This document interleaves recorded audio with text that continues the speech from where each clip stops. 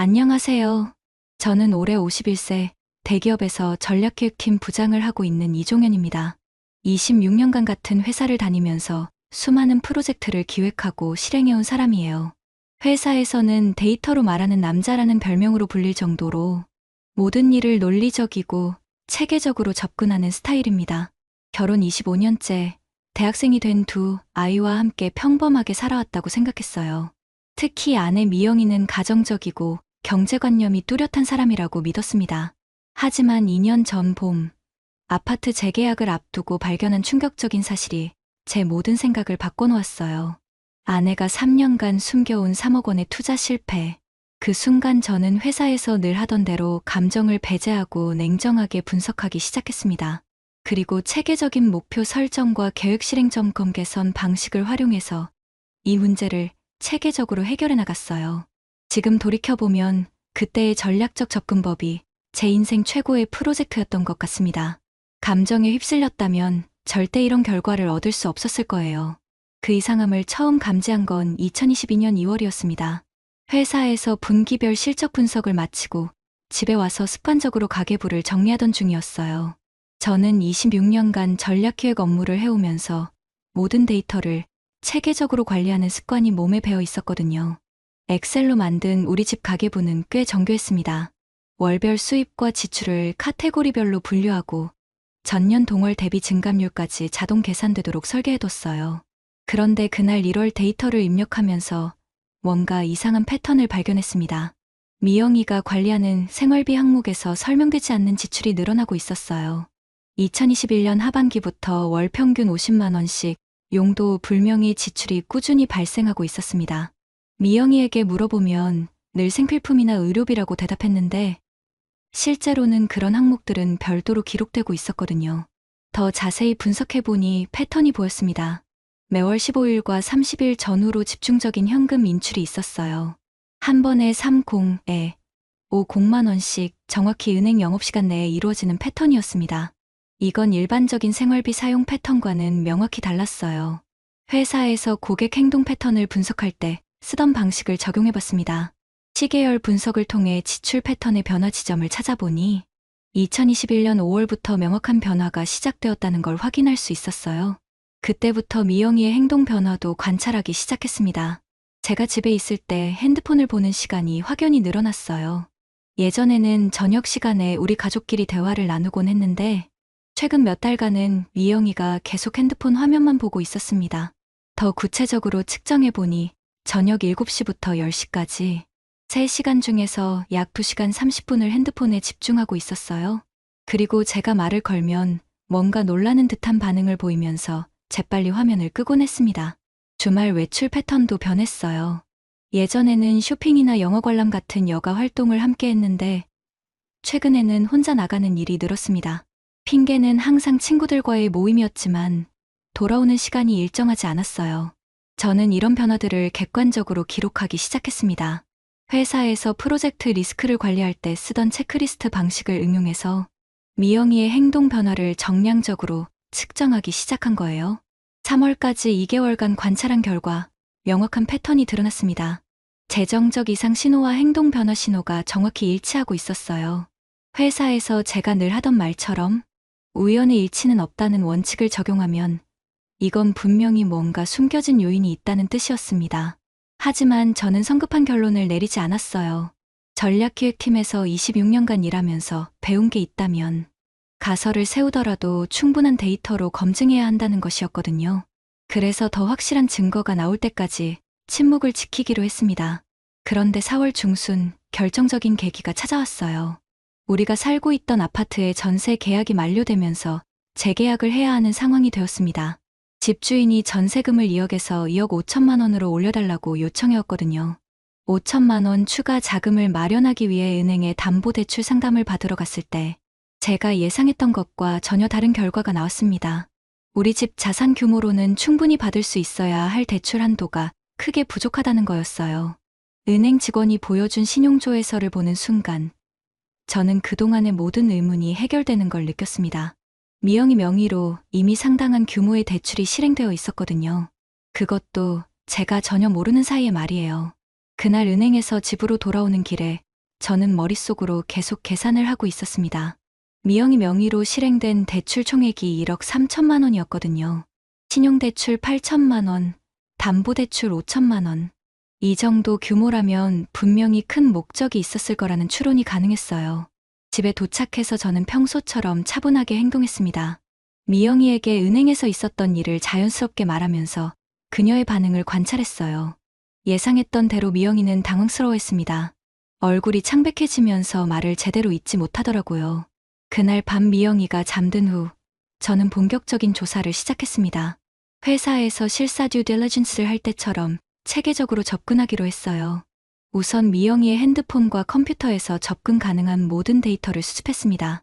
미영이의 인터넷 뱅킹 내역을 확인해 보니 충격적인 사실이 드러났어요. 2021년 5월부터 시작해서 약 10개월간 총 3억 2천만 원이 다양한 투자처로 빠져나가 있었습니다. 비트코인 거래소로 1억 5천만 원, 증권사로 1억 원, 각종 펀드로 7천만 원. 더 정확한 분석을 위해 모든 거래 내역을 엑셀로 정리했습니다. 일자별, 금액별, 투자처별로 분류하고 수익률까지 계산해봤어요. 결과는 참담했습니다. 총 투자 금액 3억 2천만 원 중에서 현재 남아있는 금액은 고작 2천만 원뿐이었거든요. 손실률이 93.75%. 회사에서 투자 프로젝트를 검토할 때 이런 수치가 나오면 즉시 중단시키는 수준이었어요. 그런데 미영이는 10개월간 계속해서 추가 투자를 하고 있었습니다. 거래 패턴을 분석해보니 전형적인 손실 확대 행태가 보였어요. 초기에는 소액으로 시작했다가 손실이 발생하자 더 큰 금액을 투입해서 만회하려고 했던 거였습니다. 이른바 물타기 방식으로 계속 자금을 투입했지만 결과적으로는 손실만 키운 셈이었어요. 가장 충격적인 건 자금 조달 방식이었습니다. 처음에는 우리가 모아둔 적금을 해지하는 것으로 시작했어요. 그 다음에는 신용대출을 받았고 마지막에는 아파트를 담보로 대출까지 받아서 투자에 쏟아부었습니다. 이 모든 과정에서 미영이는 저에게 단 한마디 상의도 하지 않았어요. 적금 해지부터 담보대출까지 모든 걸 혼자 결정하고 실행했던 거였습니다. 25년 결혼 생활에서 이런 일은 처음이었어요. 다음날 저는 미영이와 진지한 대화를 했습니다. 더 이상 감출 수 없다는 걸 안 미영이는 결국 모든 걸 털어놨어요. 처음에는 코인으로 쉽게 돈을 벌 수 있다는 지인의 말에 혹해서 시작했다고 했습니다. 50만 원으로 시작한 투자가 한 달 만에 200만 원이 되었을 때 미영이는 이게 진짜 돈 버는 방법이라고 확신했다고 해요. 그래서 점점 더 큰 금액을 투자하기 시작했고 손실이 발생하자 더 많은 돈을 투입해서 만회하려고 했던 거였습니다. 미영이는 제가 스트레스 받을까봐 그리고 곧 원금을 회복할 수 있을 거라고 생각해서 혼자 감당하려고 했다고 했어요. 하지만 손실이 커질수록 더 말하기 어려워졌고 결국 이런 상황까지 오게 되었다는 거였습니다. 저는 미영이의 설명을 들으면서도 계속 머릿속으로 계산을 하고 있었어요. 현재 상황을 정리하면 3억 원의 손실과 1억 3천만 원의 대출 부채가 남아있는 상태였습니다. 게다가 전세금 5천만 원 추가 조달까지 해야 하는 상황이니까 총 4억 8천만 원의 자금 부족 상태였어요. 하지만 저는 미영이를 다그치거나 화를 내지 않았습니다. 이미 벌어진 일에 대해 감정적으로 대응해봤자 도움이 되지 않는다는 걸 알고 있었거든요. 오히려 이 상황을 어떻게 하면 체계적이고 효과적으로 해결할 수 있을지에 집중했습니다. 그날 밤 저는 회사에서 위기관리 프로젝트를 할 때 쓰던 프레임워크를 꺼내들었어요. 문제 정해, 현황 분석, 목표 설정, 전략 수립, 실행 계획. 이 순서대로 접근하면 분명히 해결책을 찾을 수 있을 거라고 생각했습니다. 다음날 아침 저는 회사에 출근해서 제일 먼저 한 일이 개인적인 프로젝트 폴더를 만드는 것이었습니다. 파일명은 불사조 프로젝트로 정했어요. 불사조처럼 이 위기에서 다시 일어서겠다는 의미였습니다. 26년간 전략기획 업무를 하면서 가장 중요하게 여긴 원칙이 있었어요. 바로 올바른 목표 설정이었습니다. 구체적이고 측정 가능하고 달성 가능하고 현실적이고 시간 제한이 있는 이 5가지 기준을 만족하지 않는 목표는 목표가 아니라 그냥 희망사항일 뿐이라고 생각했거든요. 우선 구체적인 목표부터 설정했습니다. 가정 경제 정상화라는 막연한 목표가 아니라 3억 원, 손실 복구 및 가계 부채 제로와 재발 방지 시스템 구축으로 구체화했어요. 여기에 미영이와의 신뢰관계 재구축도 추가했습니다. 측정 가능한 기준도 명확히 했어요. 현재 손실액 3억 원 중 80%인 2억 4천만 원. 복구. 기존 대출 1억 3천만 원 완전 상환. 전세금 추가 5천만 원 조달. 총 4억 2천만 원의 자금 확보가 정량적 목표였습니다. 달성 가능하고 현실적인 측면에서는 냉정한 계산이 필요했어요. 우리 부부의 연간 총소득이 1억 2천만 원, 연간 저축하는 금액이 약 4천만 원 수준이었습니다. 단순 계산으로는 10년이 넘게 걸리는 목표였지만 다른 방법들을 모색해야 했어요. 우선 우리가 보유한 자산을 정확히 파악했습니다. 아파트 전세 보증금 2억 원, 적금과 예금 3천만 원 미영이가 해지하지 않은 분, 주식과 펀드 1천만 원, 총 2억 4천만 원의 자산이 있었어요. 여기에 제 퇴직금 예상액 1억 5천만 원까지 합치면 약 4억 원 정도였습니다. 하지만 퇴직금을 당장 쓸 수는 없으니까 다른 방법을 찾아야 했어요. 그래서 법적 대응 방안을 검토하기로 했습니다. 미영이가 투자했던 코인과 주식 중에서 불완전 판매나 사기, 피해에 해당하는 부분이 있는지 조사해보기로 한 거였습니다. 시간 제한을 둔 측면에서는 12개월이라는 기한을 설정했어요. 아파트 재계약 문제가 급하긴 했지만 너무 성급하게 처리하면 오히려 손해를 볼 수 있다고 판단했습니다. 대신 단계별로 3개월씩 나누어서 중간 점검을 하기로 했어요. 첫 3개월은 현황을 정밀하게 분석하고 법적 대응 방안을 수립하는 기간으로 잡았습니다. 그 다음 3개월은 실제 법적 절차를 진행하면서 자산 재구성 작업을 병행하고 세 번째 3개월은 부채를 정리하고 추가 자금을 확보하는 시기로 계획했어요. 마지막 3개월은 재발 방지 시스템을 구축하고 관계를 정상화하는 데 집중하기로 했습니다. 각 단계별로 구체적인 핵심 성과 지표도 설정했습니다. 1단계에서는 법적 대응 가능 금액 산정, 2단계에서는 실제 회수 금액, 3단계에서는 부채 감소율, 4단계에서는 신규 저축, 금액과 부부 간 신뢰도 지수까지 측정하기로 했어요. 이 모든 계획을 수립하면서 저는 묘한 흥분감을 느꼈습니다. 물론 상황 자체는 심각했지만 복잡한 문제를 체계적으로 분석하고 해결해 나가는 과정이 회사에서 하던 일과 비슷해서 오히려 자신감이 생겼어요. 가장 중요한 건 미영이의 협조를 얻는 것이었습니다. 아무리 완벽한 계획을 세워도 당사자가 협력하지 않으면 의미가 없거든요. 그래서 저는 미영이에게 이 계획을 상세히 설명하기로 했습니다. 그날 저녁 미영이에게 제가 만든 프로젝트 계획서를 보여줬어요. A사 용지 10페이지 분량의 체계적인 문서였습니다. 현황 분석부터 목표 설정, 단계별 실행 계획, 리스크 관리 방안까지 모든 게 포함되어 있었어요. 미영이는 처음에는 당황스러워했습니다. 이런 식으로 접근할 거라고는 예상하지 못했던 것 같았어요. 하지만 제가 차근차근 설명해 주니까 점차 이해하기 시작했습니다. 특히 제가 미영이를 비난하거나 추궁하는 대신 문제 해결에만 집중하겠다고 말했을 때 미영이의 표정이 많이 밝아졌어요.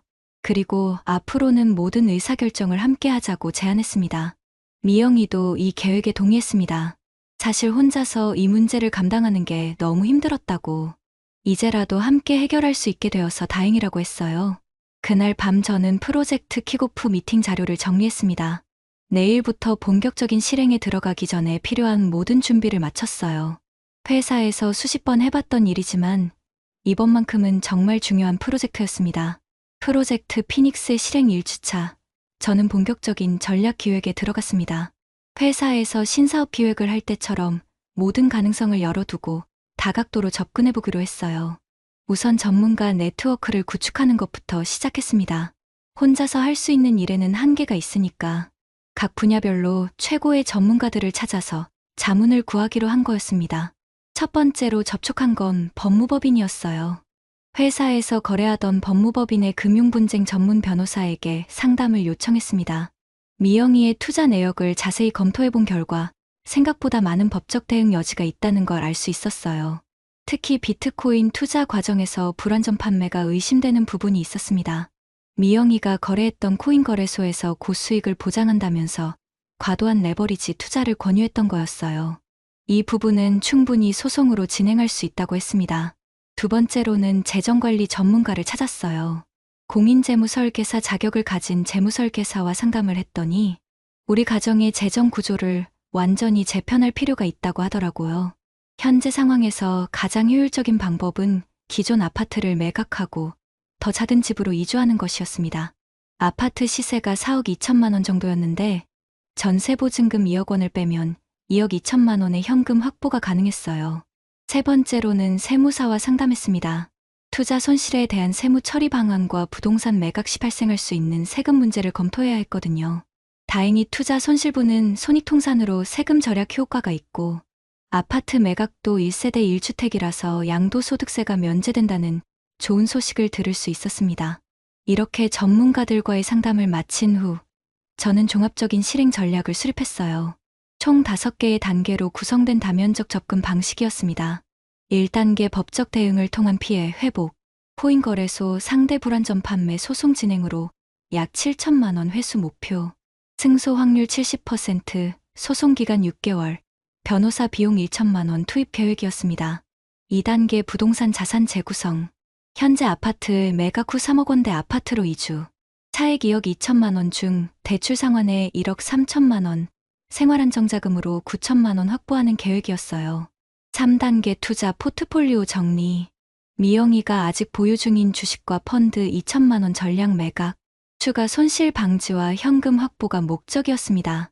4단계 소득 증대 방안, 미영이의 경력을 활용한 파트타임 취업, 월 150만 원 수준의 추가 소득 창출로 가계 수지 개선을 계획했어요. 5단계 재발 방지 시스템 구축, 투명한 가계관리 시스템 도입과 투자 의사결정 프로세스 정립, 월 1회 가족 재정회의 개최도 포함했습니다. 각 단계별로 상세한 실행 계획과 타임라인을 만들었어요. 일정표를 만들어서 모든 업무의 시작일과 완료일, 그리고 서로 연관된 작업들의 순서까지 정리했습니다. 가장 중요한 건 리스크 관리 방안이었어요. 각 단계별로 발생할 수 있는 리스크를 식별하고 그에 대한 대응책을 미리 준비해뒀습니다. 예를 들어 소송에서 패소할 경우의 플랜 B, 부동산 매각이 지연될 경우의 브릿지, 론, 확보 방안 등이었어요. 미영이에게 이 전체 계획을 설명하는 데만 2시간이 걸렸습니다. 처음에는 너무 복잡하다고 걱정했지만 각 단계별로 기대 효과를 구체적으로 보여주니까 점차 확신을 갖기 시작했어요. 특히 단순히 돈을 회수하는 것이 아니라 근본적으로 가계 관리 시스템을 개선해서 재발을 방지하겠다는 부분에서 미영이가 크게 공감했습니다. 자신도 다시는 이런 실수를 하고 싶지 않다고 하더라고요. 계획 수립을 마치고 나니까 정말 뿌듯했어요. 26년간 쌓아온 전략기획 노하우를 총동원해서 만든 계획이었거든요. 물론 실행 과정에서 예상치 못한 변수들이 생길 수 있지만 그래도 체계적인 계획이 있으면 충분히 대응할 수 있다고 생각했습니다. 그날 밤 저는 프로젝트 관리 소프트웨어에 모든 계획을 입력했어요.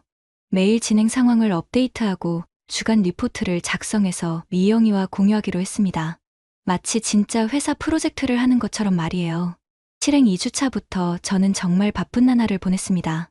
회사 업무와 병행하면서 불사조 프로젝트의 5개의 단계를 동시에 진행해야 했거든요. 하지만 체계적인 계획 덕분에 모든 게 순조롭게 돌아갔어요. 1단계의 법적 대응부터 시작했습니다. 변호사와 함께 미영이가 거래했던 코인 거래소의 불안전 판매 증거를 수집했어요. 가장 결정적인 증거는 거래소에서 보낸 투자 권유 메시지들이었습니다.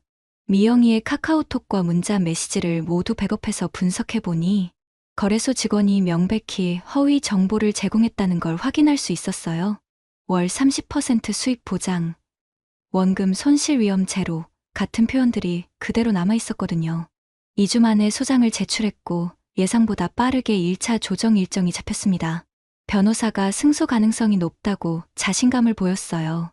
2단계의 부동산 재구성도 동시에 진행했습니다. 부동산 중개사와 상담한 결과 우리 아파트의 실거래가가 예상보다 높게 형성되어 있다는 좋은 소식을 들었어요. 4억 5천만 원 정도의 매각이 가능할 것 같다고 했습니다. 대신 이주할 아파트를 먼저 확정해야 했어요. 미영이와 함께 주말마다 집을 보러 다녔는데 3주 만에 괜찮은 곳을 찾을 수 있었습니다.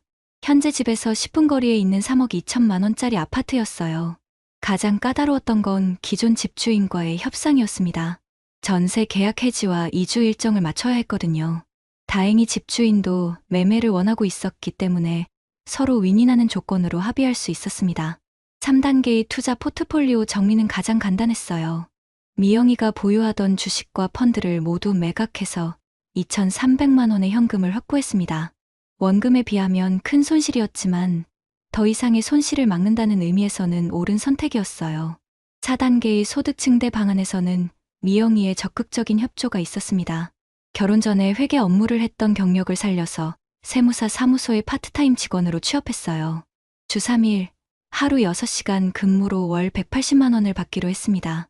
처음에는 25년 만에 직장 복귀라서 미영이가 걱정을 많이 했어요. 하지만 막상 일을 시작해보니까 생각보다 잘 적응했습니다. 오히려 집에만 있을 때보다 훨씬 활기차 보였어요.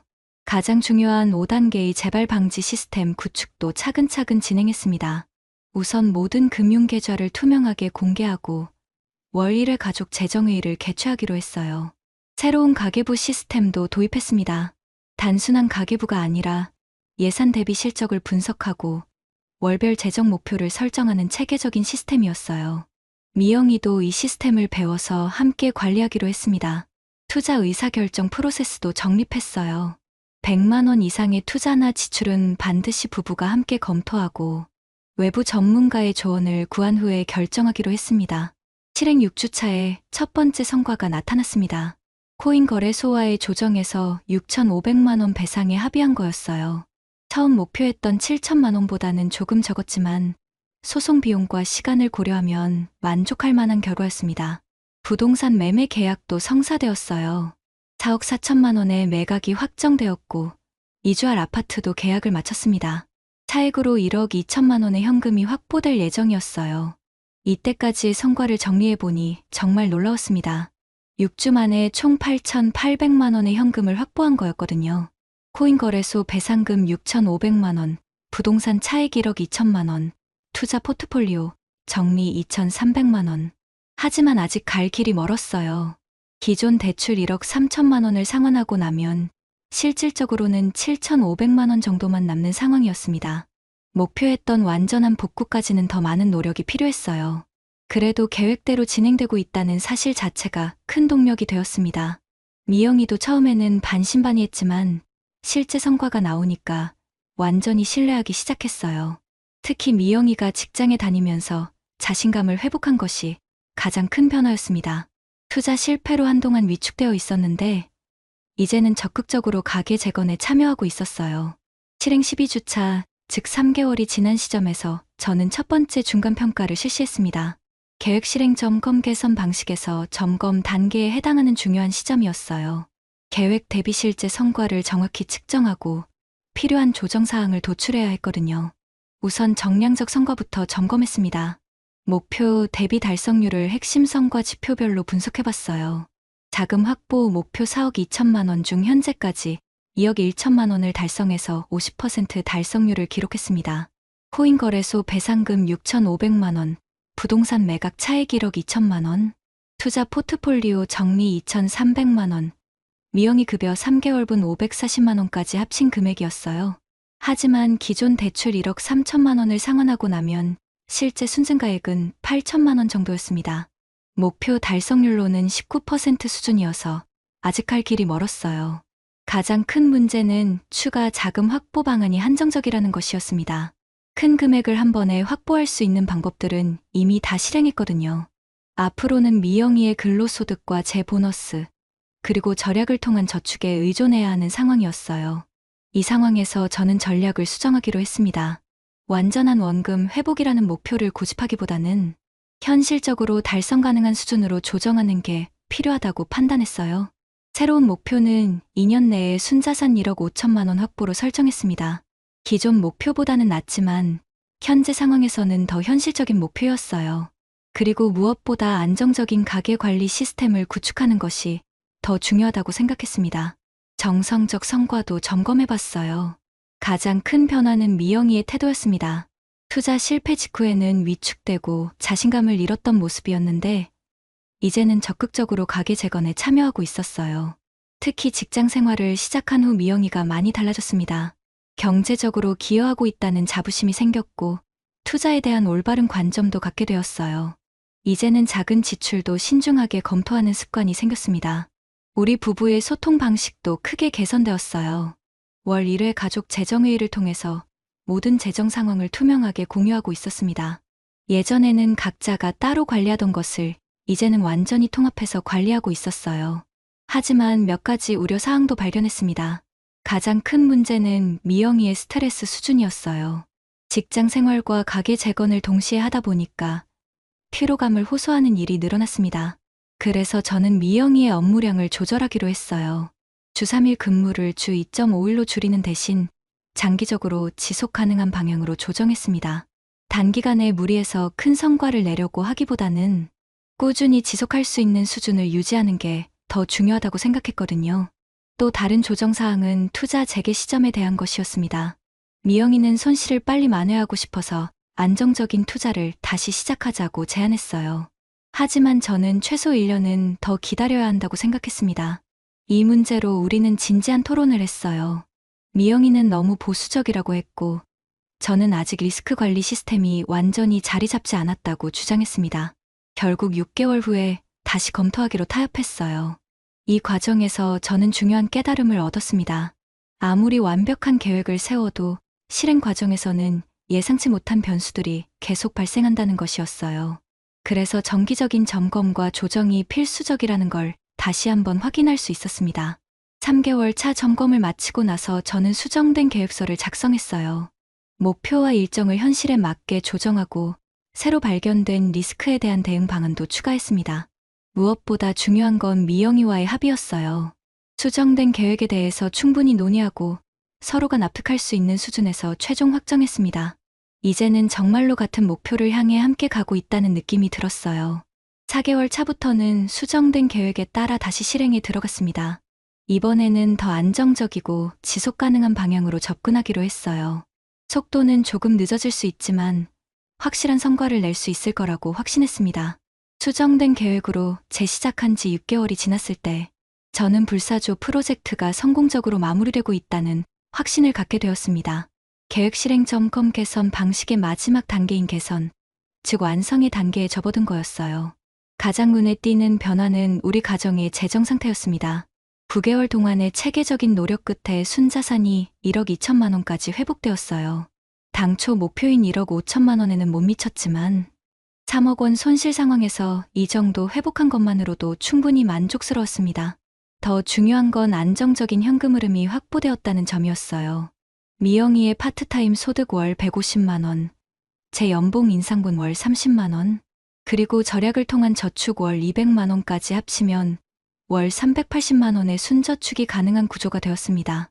이 속도라면 2년 내에 목표했던 1억 5천만 원은 충분히 달성할 수 있을 것 같았어요. 무엇보다 이제는 예측 가능하고 지속 가능한 시스템이 구축되었다는 게 큰 성과였습니다. 재발 방지 시스템도 완벽하게 자리를 잡았어요. 매월 마지막 주 일요일에 열리는 가족 재정회의는 이제 우리 집의 중요한 전통이 되었습니다. 이 자리에서 한 달간의 수입과 지출을 점검하고 다음 달 계획을 세우고 중장기 목표에 대해서도 논의했어요. 투자 의사결정 프로세스도 엄격하게 운영되고 있었습니다. 50만 원 이상의 지출은 반드시 사전 논의를 거치고 100만 원 이상의 투자는 외부 전문가 자문을 받기로 한 원칙을 철저히 지키고 있었어요. 미영이의 변화도 놀라웠습니다. 투자 실패 직후에는 자신감을 완전히 잃었던 모습이었는데 이제는 오히려 더 성숙하고 신중한 사람이 되어 있었어요. 직장 생활을 통해서 자신의 가치를 다시 발견했고 가게 관리에도 적극적으로 참여하고 있었습니다. 특히 미영이가 재무 관리에 대한 공부를 시작한 것이 인상적이었어요. 주말마다 도서관에 가서 투자와 재테크 관련 책들을 읽고 온라인 강의도 수강하고 있었습니다. 이번 경험을 통해서 금융 지식의 중요성을 절감했다고 하더라고요. 가장 큰 성과는 우리 부부 관계의 개선이었습니다. 25년 결혼 생활 중에서 이만큼 서로를 신뢰하고 소통한 적이 없었던 것 같아요.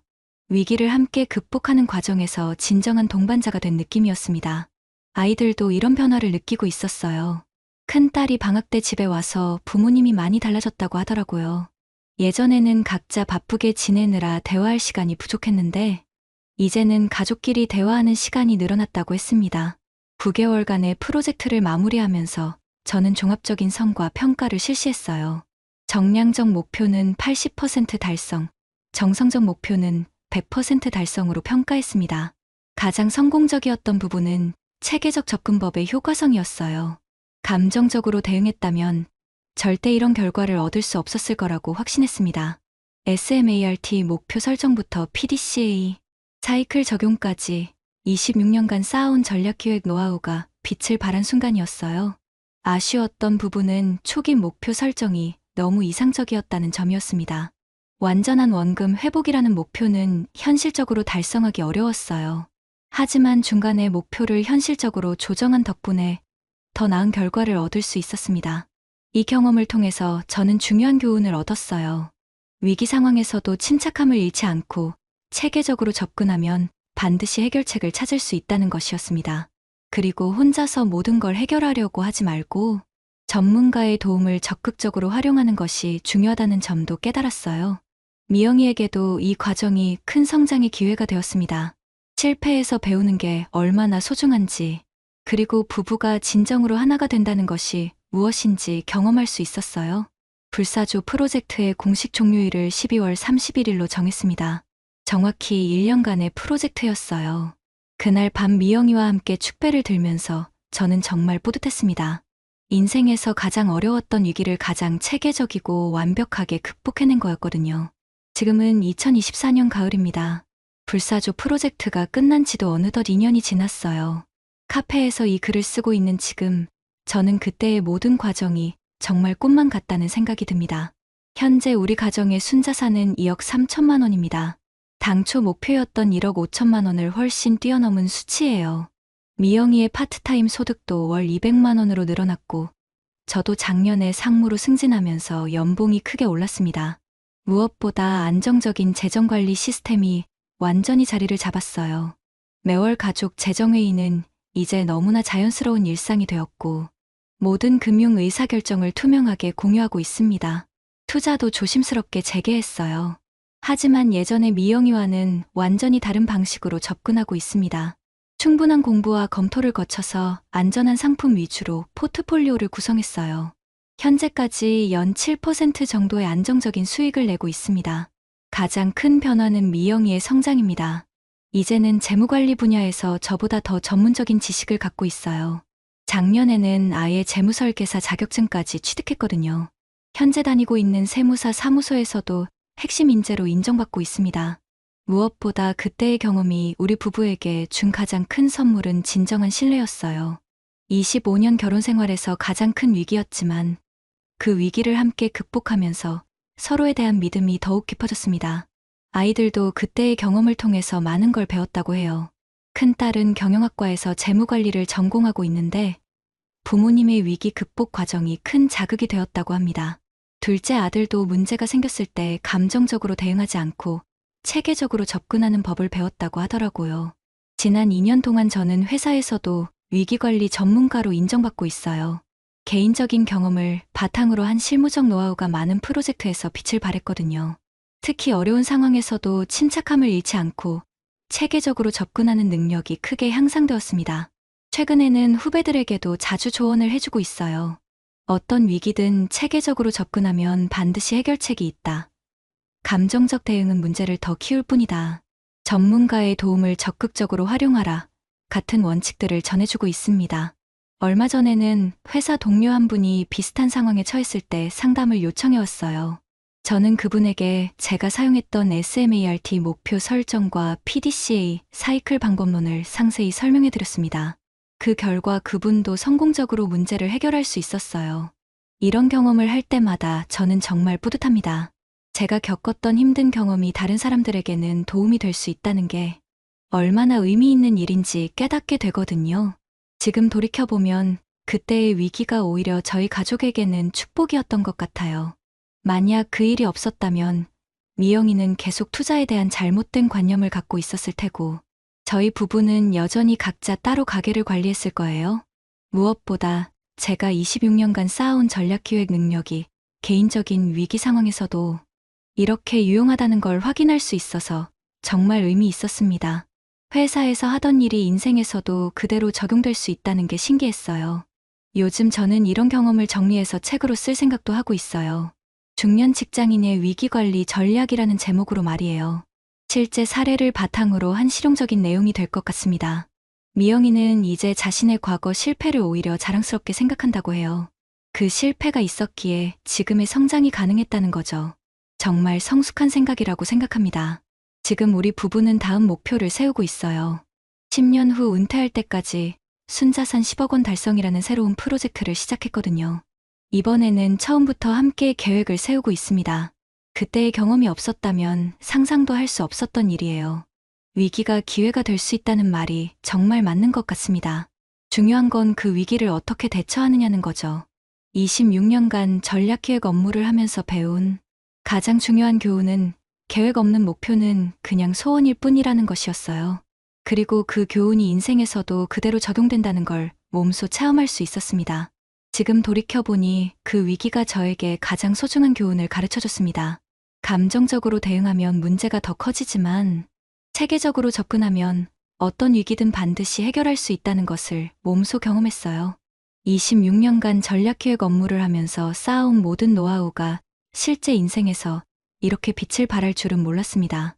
체계적인 목표 설정, 계획 실행 점검 개선 방식, 리스크 관리, 이 모든 것들이 개인적 위기 상황에서도 완벽하게 작동했어요. 이 글을 읽고 계시는 분들께 하고 싶은 말이 있습니다. 위기가 닥쳤을 때 절망하지 마세요. 감정에 휩쓸리지 말고 침착하게 분석하세요. 그리고 체계적인 계획을 세워서 단계별로 실행하세요. 전문가의 도움도 적극적으로 활용하시고요. 무엇보다 중요한 건 포기하지 않는 것입니다. 저희도 중간에 목표를 수정하고 계획을 조정해야 했지만 끝까지 포기하지 않았기에 지금의 결과를 얻을 수 있었어요. 여러분의 직장에서 쌓아온 전문성도 분명히 인생의 위기 상황에서 도움이 될 겁니다. 그 능력을 믿고 체계적으로 접근해 보세요. 분명히 해결책을 찾을 수 있을 거예요. 구독자님들, 오늘 사연 댓글로 공유해 다른 분들과 함께 의견 나눠보세요. 저도 읽어보며 소통하겠습니다.